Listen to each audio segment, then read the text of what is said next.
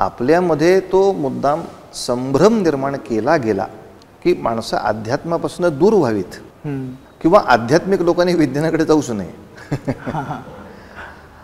कुठेतरी माझ्यामध्ये अपूर्णता राहावी अशी जी एक वाईट इच्छा या जगामध्ये काम करते आहे, ती तुम्हाला हा त्रास देते की बघ तुझं डोकं संपलं, आता हे सुरू झालं, किंवा हे तुझ्या डोक्यात बसण्यासारखं नाही, समथिंग ऑल.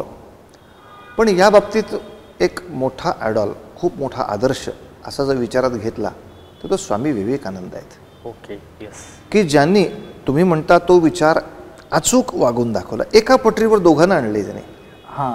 हे दोघं एकमेकांच्या हातात हात घालून चालणार. इवन स्वामी त्याच्या पुढे म्हणायचे हे एका शरीराचे दोन डोळे आहेत.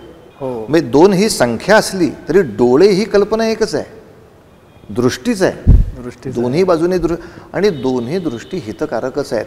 किंबहुना मला विश्वाची पूर्णता कळण्यासाठी दोन्ही गरजेचे आहेत. म्हणजे एक बंद करून एक चालू ठेवू हे सुद्धा कावळ्याचं लक्षण होईल. आणि स्वामीजींनी खूप सुंदर पद्धतीनं ते मांडलेलं आहे.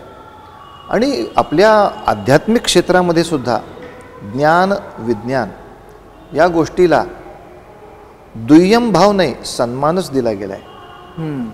किंबहुना ज्ञानेश्वरांनी गणपतीचं वर्णन करताना त्या गणपतीच्या दोन जे गंडस्थळ आहेत त्याच्यावरती निरूपण करताना किंवा त्याच्या अनेक शरीर लक्षणांचं निरूपण करताना तो ज्ञान विज्ञान दोन्ही शब्द अतिशय उत्तम तऱ्हेने वापरले आणि एकत्र वापरले. म्हणजे असं नाही की विज्ञान संपवा आणि ज्ञान पकडा, बरोबर, आणि असं नाही की ज्ञानाचं पुस्तक बंद करा आणि विज्ञानाला बघत बसा, बरोबर आहे. तेव्हा ठीक आहे, आता एक सामान्य माणूस म्हणून मनुष्य असा विचार करतो की जिथे माझी बुद्धी पोचत नाही, काहीतरी होतंय, ते काहीतरी मोठं आहे, त्याला मी नमस्कार करीन.